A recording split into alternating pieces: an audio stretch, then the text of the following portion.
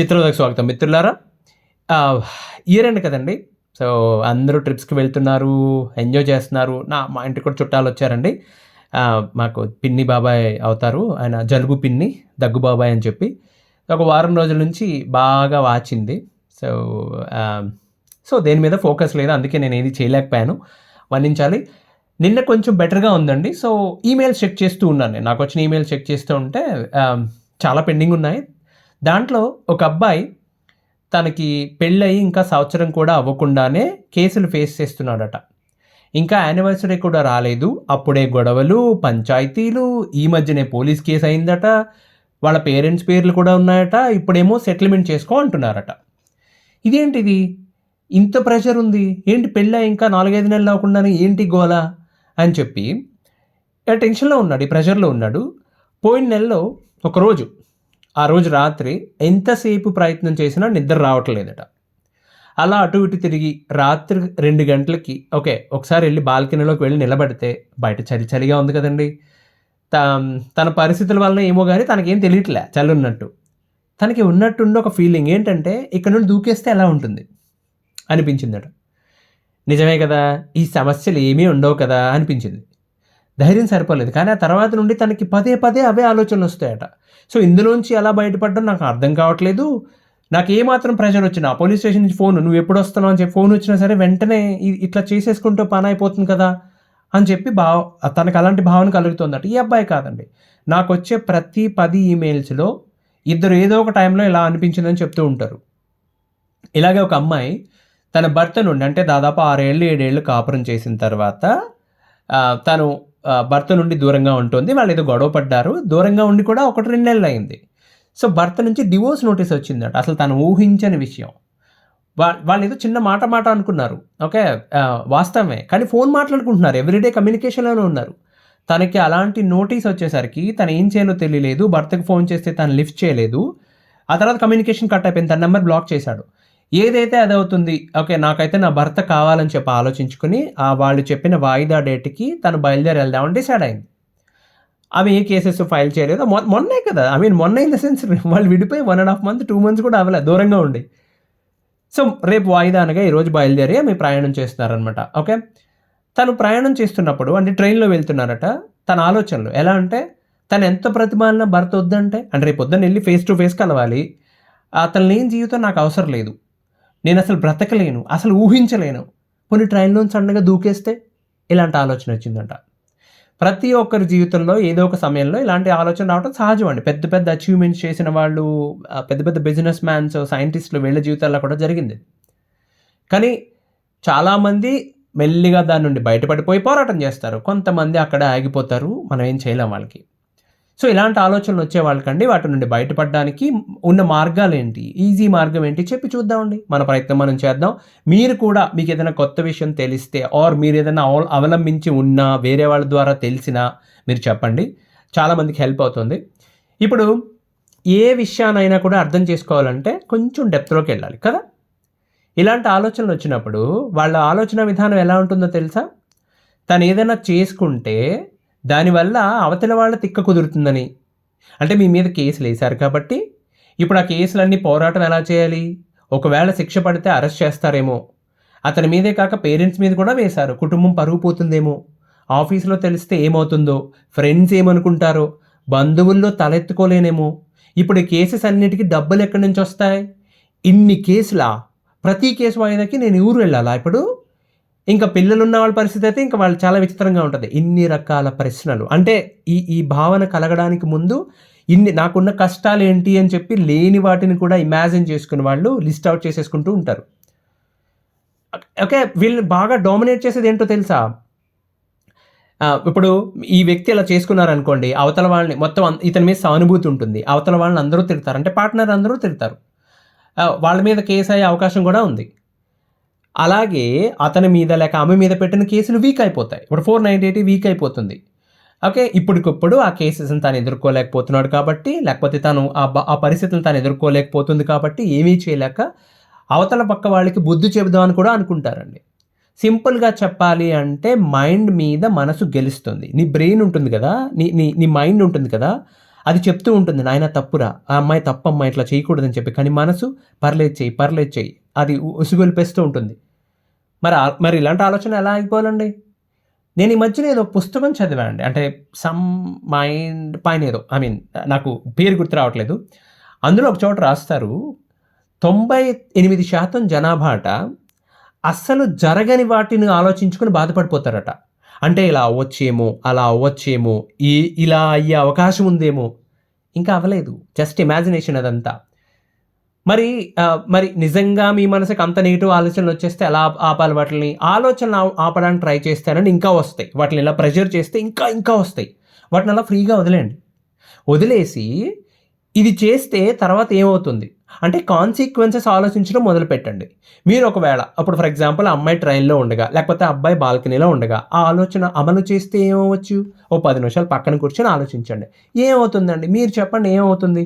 ఒక మాటకు అనుకుందాం. ఆ అబ్బాయి ఉన్నాడు, అర్ధరాత్రి 2 గంటలు, తెల్లవారుజామున 2 గంటలు పోనీ బాల్కనీలోంచి ఆ చలిలో ఉండగా రోడ్డు మీద పెట్టా, కాకి, కుక్క కూడా లేదు, అది కూడా నిద్రపోతుంది. ఈయన టక్కుమని దూకేశాడు అక్కడి నుంచి అనుకుందాం. కొంచెం ఒక గంట పోయాకనో, 3, 4 అయ్యాకో ఆ కాలనీ వాచ్‌మెన్ కానీ, తెల్లవారుజామున మార్నింగ్ షిఫ్ట్‌కి వెళ్ళేవాళ్ళు కానీ, క్రికెట్ గ్రౌండ్‌కి వెళ్ళేవాళ్ళు, పాలవాళ్ళని ఎవరో ఒకరు గుర్తిస్తారు. అలా పోలీసుల దాకా పోతుంది. ఆళ్ళొస్తారు. వాళ్ళొచ్చినప్పుడు అంబులెన్స్ తీసుకొస్తారు. అదేదో క్రైమ్ అనే కదా వాళ్ళు రిజిస్టర్ చేస్తారు.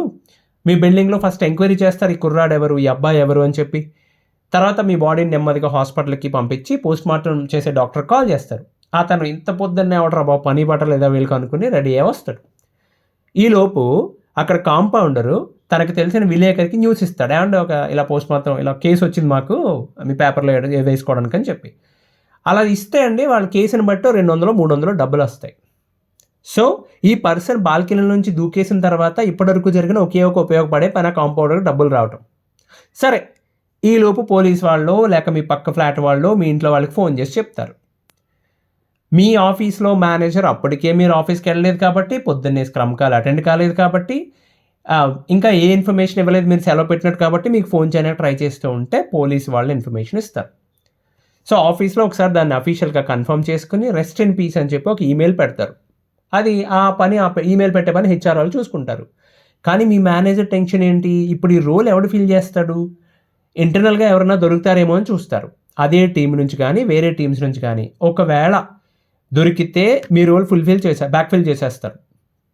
దొరక్కపోతే ఇమ్మీడియేట్‌గా పొజిషన్ ఓపెన్ చేయమని హెచ్ఆర్‌కి చెప్పారు. ఆయన జాబ్ అది. మీరు ఏం చేసుకుంటే ఆయనకెందుకు? ఆయన జాబ్ ఆగకూడదు అక్కడ. రైట్? ఈలోపు మీ ఇంటికో మీ ఊరికి ఫోన్ చేసి చెప్తారు మీ ఇంటికి. అప్పటికప్పుడు జేబులో డబ్బులుండే పర్లేదండి. ఇప్పుడు కొంతమందికి ఇప్పుడు టక్‌మని ఓ 10,000, 15,000, ఓ 20,000 జేబులో పెట్టుకొని రావాలి కదా! ఎక్కడో పల్లెటూరు నుంచి సిటీకి రావాలంటే. పైగా వచ్చే కార్యక్రమం ఎటువంటిది? లేకపోతే ఎవరో ఒకరి దగ్గర అప్పు తీసుకొని కంగారుగా ఒక కారు మాట్లాడుకొని బయలుదేరుతారు. మీరేమో సిటీలో కదా ఉన్నారు. వాళ్ళు ఇక్కడికి వచ్చేసరికి సాయంత్రం అయిపోతుంది. ఈలోపు మీ బాడీ 4 ముక్కలు కొట్టేసి లోపల చూస్తారు.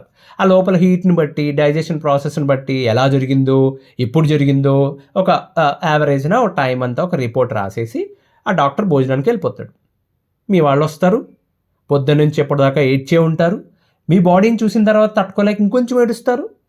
వాళ్ళ ఏడుపును కంట్రోల్ చేస్తూ పోలీసులొచ్చి ఎంక్వైరీ పేరుతో 4 ప్రశ్నలు అడిగి వాళ్ళ ఫార్మాలిటీ వాళ్ళు పూర్తి చేసుకొని, సంతకాలు తీసుకొని మీ బాడీని అప్పగించి వాళ్ళు వెళ్ళిపోతారు.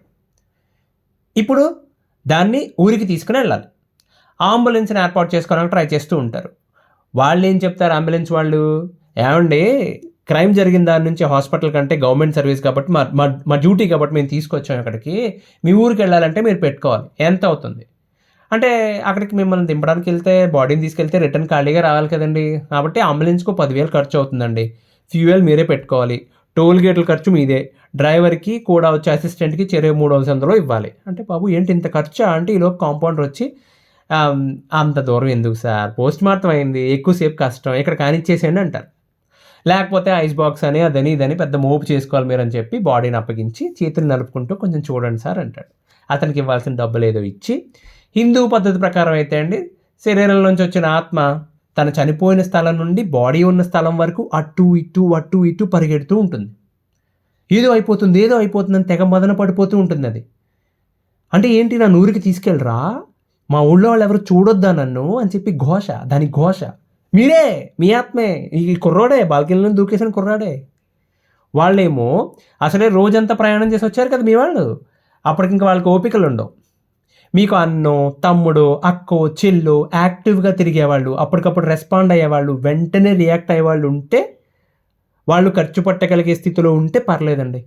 అలా కాకపోతే మీ తండ్రి మీదో, మీ తల్లి మీదో, వాళ్ళ వృద్ధాప్యంతో, వాళ్ళ ఆరోగ్యం పరిస్థితుల్లో సంబంధం లేకుండా భారం మొత్తం వాళ్ళ మీదే పడుతుంది. ఏడుపు వాళ్ళే ఏడవాలి, ఈ పరుగులు వాళ్ళే పెట్టాలి.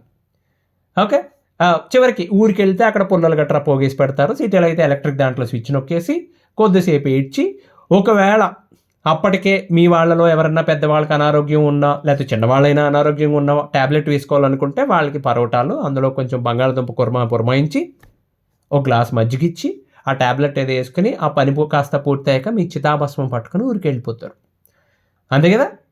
అక్కడ ఊళ్ళో 11 రోజులు హడావడి గోల, పరామర్శకు వచ్చిన వాళ్ళు తిడుతున్నారో, విమర్శిస్తున్నారో, సానుభూతి చూపిస్తున్నారో కూడా తెలియదు. అలా ఉంటాయి పలకరింపులు. అవయ్యాక ఫైనల్గా కందా బచ్చలు వేసి భోజనాలు పెట్టేస్తారు.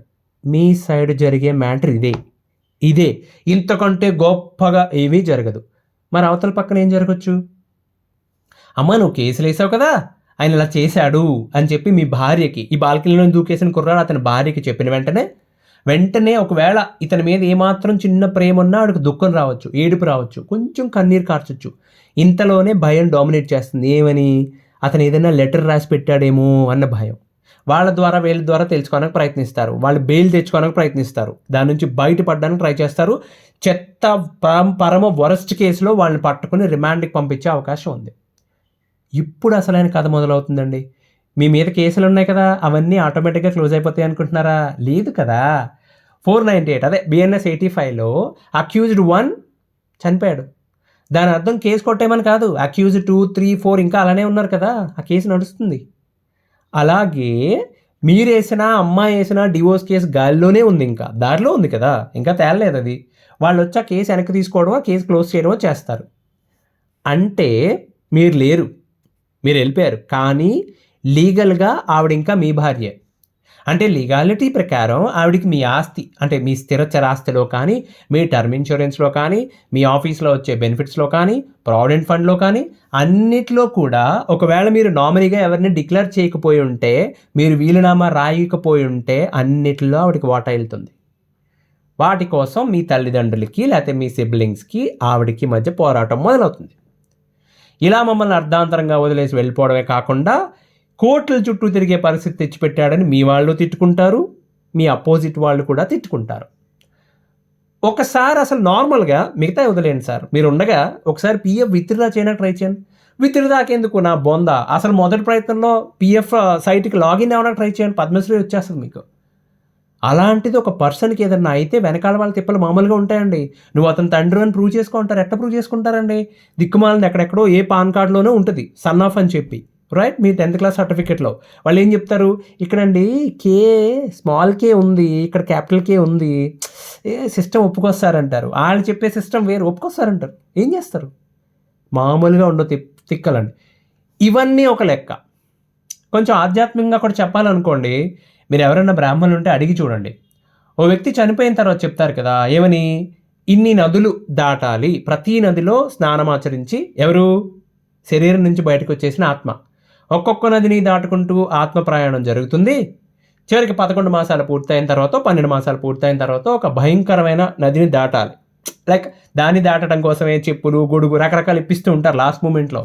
అదంతా శాస్త్రం తెలిసిన వాళ్ళు చెప్తారండి. అలాగే అది ఎంతో భయంకరంగా కూడా ఎక్స్ప్లెయిన్ వాళ్ళు చెప్పేది ఏం లేదు. మీరు గరుడ పురాణం దొరుకుతుంది, కొనుక్కొని చదువుకోండి, భలే ఇంట్రెస్టింగ్గా ఉంటుంది. ఒక్కడ తప్పు చేయడు, అబద్ధం ఆడు, దొంగతనం చేయడు, మోసం చేయడు, ఒళ్ళు దగ్గర పెట్టుకుని బ్రతుకుతారు జీవితం అంతా. అలాగే ఇదంతా ఎవరికి? సాధారణంగా వాళ్ళ న్యాచురల్గా వాళ్ళ టైం వచ్చిన తర్వాత వెళ్ళిపోయిన వాళ్ళకి. మరి బలవంతంగా చనిపోయిన వాళ్ళకి ఎంత పెద్ద క్రతం ఉంటుందో తెలుసా? ఎంత పెద్ద ప్రాసెస్సో తెలుసా? వాళ్ళ పూజలన్నీ చేసి విష్ణుమూర్తిని, పరమశివుణ్ణి ఒకరి తర్వాత ఒకరిని బ్రతిమాలుతారు. ఒరే మా ఓడేదో, మా పిల్ల ఏదో తెలియక తప్పు చేసింది, వాళ్ళు మరణించి అలవ్ చేయండి బాబు అని చెప్పి, రైట్? అప్పుడు కూడా వాళ్ళు మరణిస్తారని అంటే నేను చెప్తుంది శాస్త్రం చెప్తుంది. ఏదో ఒకటి నమ్మాలి కదా సార్. ఇప్పుడు నేను నాది నమ్మను అని అంటే మరి ఒక మతం వాళ్ళు ఏం చెప్తారు? పరలోకం ఉందని చెప్తారు. ఇంకో మతం వాళ్ళు ఏం చెప్తారు? 72 మంది కన్యలు బంచికి ఏదో స్టోరీ చెప్తారు. నువ్వు నమ్మను అంటే ఓకే, దట్స్ ఫైన్. ఒకవేళ అది నిజమైతే, ఇదంతా ప్రాసెస్ నిజమైతే, స్వర్గం ఉంటుంది, నదీ స్నానాలు ఇవన్నీ నిజమైతే ఏం చేస్తావు? ఓకే, సో అది జరగలేదనుకో, మిమ్మల్ని ఎలా చేయకపోతే ఏ చిన్న చెట్టుకో వేలాడుతూ అలా తిరుగుతూ ఉండాలి. మీకు ఏదైనా చేసుకోవాలని అనిపిస్తే అంటే ఇలా మీ జీవితాన్ని సగంలో ముగించేద్దాం అనిపిస్తే ఆ క్షణం తర్వాత ఇమ్మీడియట్గా ఏం జరగచ్చో, 10 ఏళ్ల తర్వాత 3 నెలల తర్వాత కాదు, ఇమ్మీడియట్గా ఏం జరగచ్చో, ప్రాక్టికల్గా రియాలిటీలో ఏం జరగచ్చో ఆలోచించి చూడండి. మీకు చావు మీద విరక్తి కలుగుతుంది. అది చాలా న్యాచురల్గా జరగాలి తప్ప ఎట్టి పరిస్థితిలోని ఫోర్స్డ్గా ఉండకూడదని చెప్తారు. నాకు తెలుసండి, చెప్పడం చాలా ఈజీ కానీ పాటించడం చాలా కష్టం. కానీ ఇలాంటి ఆలోచనలు వస్తే వాటి పర్యవసానాలు ఆలోచించండి. పదే ఈమెయిల్స్లో ఇలాంటివి చూస్తూ ఉంటే నాకు కొంచెం భయం వేస్తుంది, బాధ కలుగుతుంది. మనం చేయగలిగేది ఏంటి? ఇప్పుడు నేను ఇది చాలామందికి ఇప్పుడు నేను చెప్పింది ఇలా చెప్పకపోయినా చాలా మ్యాటర్ రాసి పంపిస్తానండి, చాలా రాసి పంపిస్తాను నేను రెస్పాండ్ అవ్వడం కోసం. పైగా నాకు వీలైనంత ఇమీడియట్గా రాసి పంపిస్తాను. బికాజ్ వాళ్ళ మైండ్ సెట్ ఎలా ఉంటుందో మనకు తెలియదు కదా. వాళ్ళు ఇమీడియట్గా రెస్పాండ్ అయితే ఓకే, అవ్వకపోతే ఇంక మనం ఏం చేస్తాం? వాళ్ళు ఎవరో ఒకరికి చెప్పాలి, రైట్? వాళ్ళని ఐడెంటిఫై చేసి ఎవరో ఒకరికి చెప్పాలి. దాంట్లో ఫోన్ నెంబర్ ఉంటే ఫోన్ చేయాలి. మనం చూస్తూ ఊరుకోలేం కదా. ఇట్లాంటి ఆలోచనలు వచ్చినప్పుడు జస్ట్ 2 రోజులు పోస్ట్పోన్ చేసి ఆ 2 రోజులు ఫుల్గా ఎంజాయ్ చేసేయండి. అంటే అదేదో కాదు ఎంజాయ్ చేయమంటే, టైంకి మంచి భోజనం, కంటి నిండా నిద్ర, ప్రాణ స్నేహితులతో ఒకసారి కలిసి మాట్లాడడం, ఒక కాఫీ, ఓకే, ఎలా అరే నాకు ఏదోలా ఉందిరా మనసు అని చెప్పి వాళ్ళతో ఒకసారి మీ ఆలోచనలు పంచుకోండి. మీకు తెలిసే ఉంటుంది కొన్నిసార్లు ఒక చిన్న కాఫీ, ఒక పాట, ఒక చిన్న సంభాషణ కూడా మన ఆలోచనలు మార్చేయగలదు. చుట్టూ ఉన్న ప్రపంచాన్ని సన్నగా అందంగా చూపించడం మొదలు పెడుతుంది. మీ చుట్టుపక్కల వచ్చే పిల్లలు ఎవరైనా ఉంటే, అంటే చుట్టాలు వాళ్ళు కానీ ఫ్రెండ్స్ వాళ్ళ ఇంట్లో చిన్న చంటి పాపలు ఎవరైనా ఉంటే వాళ్ళతో ఆడుకోండి. మైండ్ సెట్టే మారిపోతుందండి. చంటి పాపలు, పసిపాపలు ఉంటారు కదా, ఒళ్ళో పడుకుని ఆడుకునేవాళ్ళు, వాడికి ఆకలి నిద్ర రెండే, అమ్మ కనిపిస్తూ ఉండాలి, ఆ మాట వినిపిస్తూ ఉండాలి, అంతే. మిగతా అనవసరం వాడికి, బా అంటాడు, ఐ డోంట్ కేర్ అంటాడు వాడు, రైట్? సో మీకు ఆలోచన విధానం మారిపోతుందండి. ఇలాంటి పిచ్చి పనులు చేసి అనవసరంగా మీ వంశానికి, మీ ఊరికి చెడ్డ పేరు తీసుకురావద్దండి. 1కి 10 సార్లు ఆలోచించండి.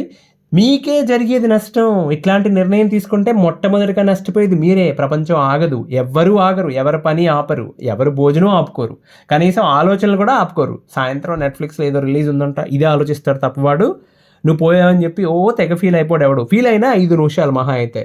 దానికోసం నీ జీవితం ఎందుకు సాక్రిఫైస్ చేయడం? ఆలోచించి నిర్ణయం తీసుకోండి. మళ్ళీ వాయిదాలు ఇంకో మంచి విషయంతో కలుద్దాం. అంతవరకు సెలవు. ధన్యవాదాలు.